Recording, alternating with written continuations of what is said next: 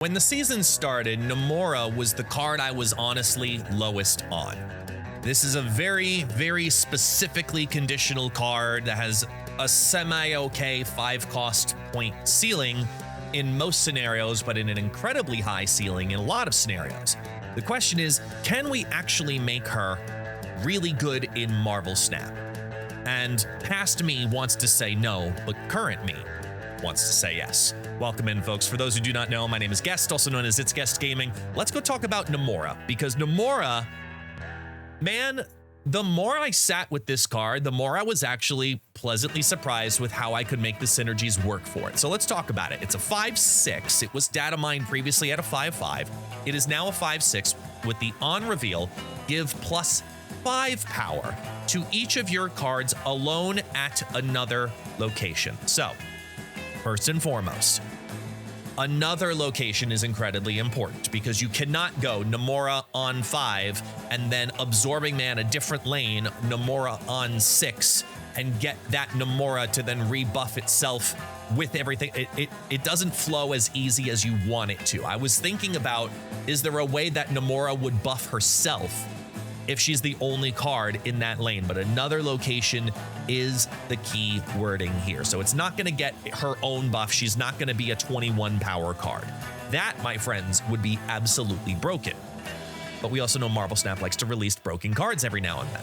However, a 511 average on this card is pretty good. A 516 brings her to Miss Marvel conversations, because the way that you build decks with Namora has to be turn 6 swings. And I know what you're all thinking. We currently live, at the time of the recording of this video on Namora's release, we just had Leech get adjusted down to a 4/2. So I think Namora is going to specifically, by herself, single-handedly, bring back certain, keyword, certain synergies that we haven't seen in a long time because they have since been less of a concern. So I theory crafted about how can we make Namora take advantage of cards alone at a location, because as I've talked about in the past, putting a card all by itself all the way through turn 5 into turn 6 is dangerous, yet alone putting it in a position that it gets 5 extra power if it's not a 1-cost or 3-cost, a 1-cost or a 6-cost that can be protected by, let's say, Kyera. You can't put it in the same lane as a armor because then it doesn't get the effect. So there are certain ways that you can dance around that. Certain cards will take on that power and then, well, even if you put that lane in there, it's just going to get Shadow Kinged. But there are other synergies, for example, like Colossus, that don't get reduced. So I ended up constantly finding myself in this struggle position of how do I get a lot of power into these lanes, into a single specific card, and then be able to do a large swing of power on the final turn of the game. Namora is not going to be a plug-and-play card. However, she is going to be a very good card to build around. Allow me to show you what I mean as we take a look here at the first deck, which no one talked about at all in regards to Namora. Destroy. In Destroy, Namora makes an ungodly amount of sense. And Destroy is going to be a common package in some capacity in a lot of Namora decks because it allows you to play a bunch of cards, put them all into one lane, and allow, at the end of the turn, only one card to remain. Whether you're doing that via Venom, whether you're doing that via Carnage, you're putting down a Hulk Bust to absorb in, the Deadpool's bouncing back into your hand. You can even look at Deathlock and do some kind of variation here. This is not me saying this is the best Namora deck. I'm just putting this out on the screen because I want you to start thinking about how the Destroy pieces can be implemented into Namora builds, because you're consolidating consistently. And depending on the mechanic, like Deadpool, you can also think about things like Kitty Pryde and cards that return back to your hand at different turns and at different times within the game. That's what's going to make this type of deck interesting. And yes, I do have X-23 and Wolverine in this current style of build, because as you get to it, you still want to play a Destroy deck, and Namora is a conditional piece that, say you got that Venom, all by itself. Okay, the Venom all by itself feels good. Now you can play the Namora on curve on 5 and give that Venom another +5. Look, you can play Arnim Zola into this deck and take out Lady Deathstrike. You could take out Wolverine and put in Deathlock. There's several different ways you can run this style of build, but I do think it is incredibly valuable for this style of build. It just gave me an idea for another deck that I don't have built in here, because why I didn't think of it before, I don't know. But I'm gonna throw it in here, and I wanna see what the community does with this idea.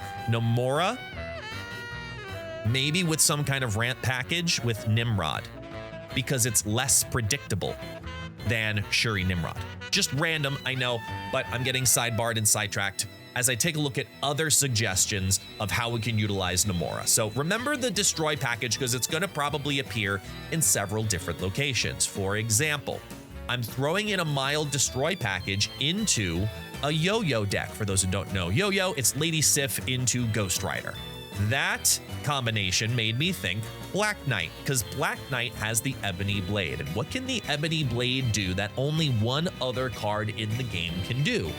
It can't be destroyed, and it can't have its power reduced. Therefore, you can easily Black Knight on 1, destroy discard something on either Blade or Lady Sif on turn 2 or turn 3, and plop down an Ebony Blade of either 12, 14, 20 power in a lane all by itself, and you can ramp that up via Namora. Plus, you can play a Giganto all by itself. You can take that Hulkbuster and absorb it in. You have the flexibility of Jeff, but if all things fail, you still have Venom.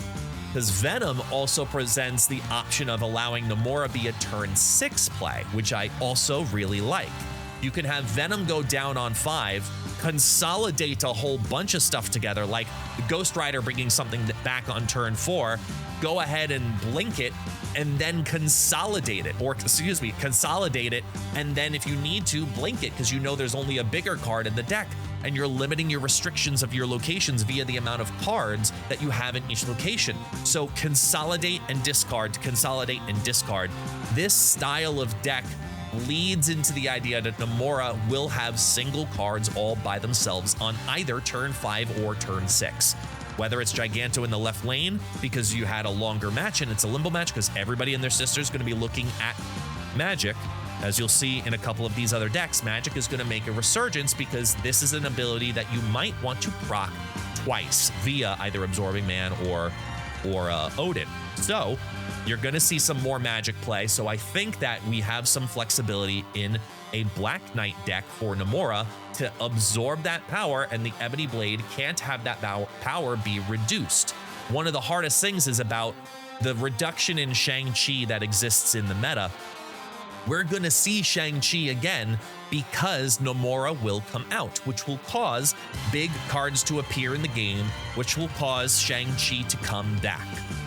Keep an eye out for that, because this deck operates on the idea that worst case scenario, even against a Leech, I can still discard something and bring it back of a big card before Leech gets played on curve on turn 4. I like that for the Black Knight decks as an option to compete against the current metas. I just realized I spelled it wrong in here. Namoa, it's Namora. Shh, quiet. Trolls in the chat and the comments, I see you already. The Namora move tech. So it's taking Sarah tech and building on it in a different way. Here's some very key pieces you'll see that are in most Sarah style decks. And Sarah Tech has kind of taken a back seat recently, specifically because Zabu died. Therefore, what do you do with it? Let's see if Namora works here, because there's a couple of things we can do. Number one, you've got two movable pieces with Nightcrawler and Jeff the Baby Landshark.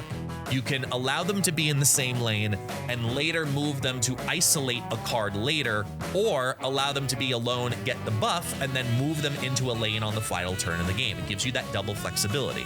Number two, Ms. Marvel, I think is going to be a very good card with Namora, because the combination of Ms. Marvel on 4, Namora on 5, Dr. Doom on 6, putting those 6-cost cards guaranteed to hit the cards that we're hitting solo, you're gonna see variations of this combination a lot. Let me emphasize that heavily. a lot over the next few days. So this is my interpretation of how to do that. The other cards I threw in here that I thought were very interesting are Invisible Woman, because Invisible Woman can at least help protect some of those pieces for later. For example, like the Ms. Marvel. Putting the Ms. Marvel behind a Invisible Woman in the center lane is great. Dr. Doom, same way. Put it down if you want to delay it and have it come out later on. Red Guardian to steal later on behind there is also great.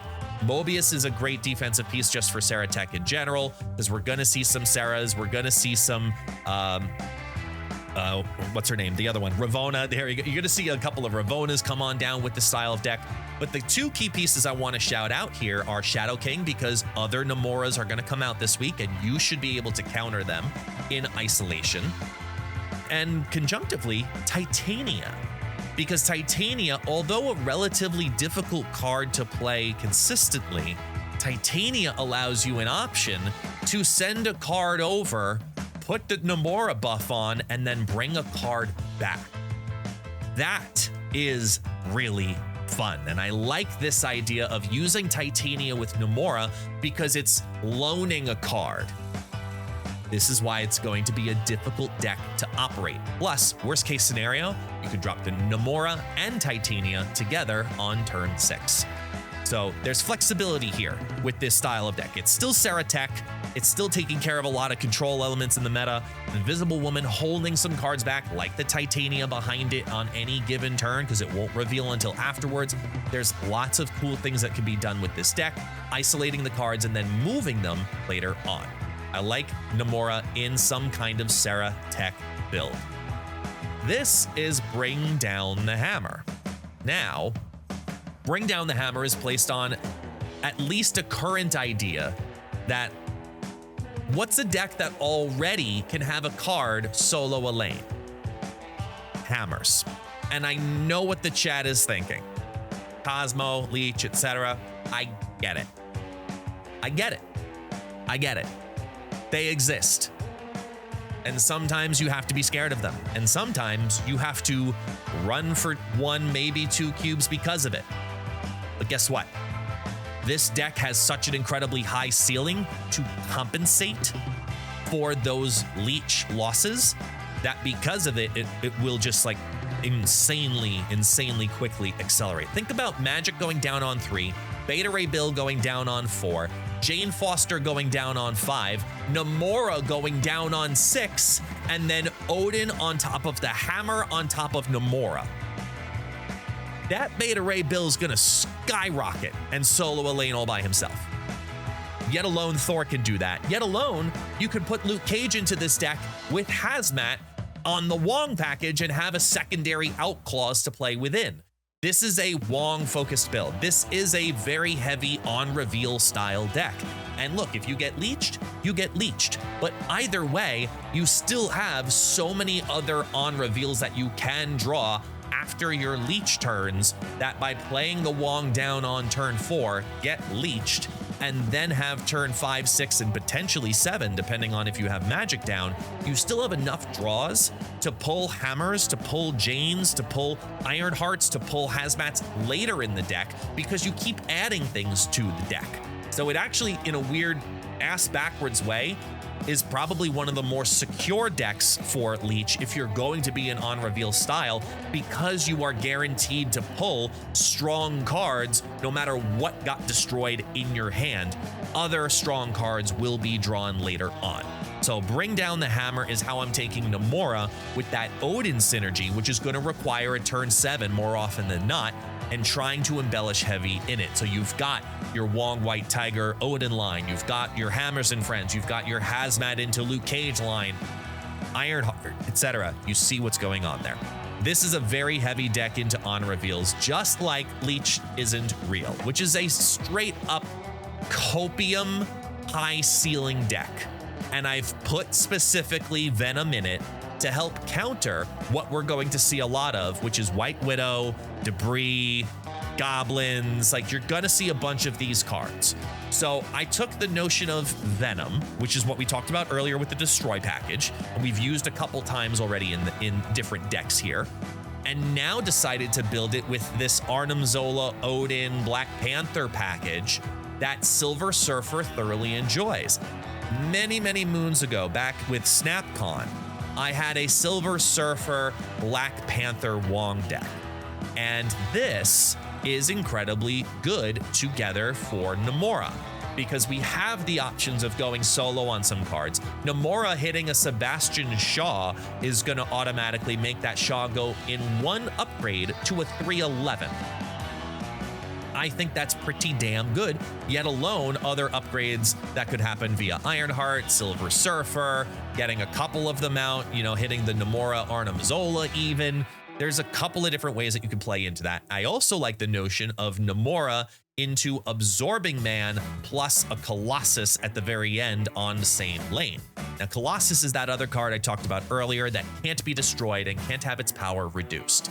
It's also an incredibly safe card to put down pretty much anywhere, minus, I think, Crimson Cosmos, and it will survive and it will be fine, and it will take on the extra buffs from the Ironheart, it will take on the extra buffs from Namora. You're going to get multiple of those out, whether it's by placing it on Wong, the Absorbing Man afterwards, reactivating with Odin. It's going to be a Colossus that actually, for the first time ever, potentially gets colossal. And that's why I like it in this Silver Surfer deck. Now, I know this, as I said earlier, is a magic deck. You're going to see a lot of magics, which means you're going to have a lot of contestion that will come with it. If you can activate the Namora on this deck, it will be really, really strong. If you can't activate the Namora on this deck, that's okay, because you still have a Surfer package. You still have a Wong Black Panther Arnim Zola package. You still have Ironheart going crazy into multiple locked lanes.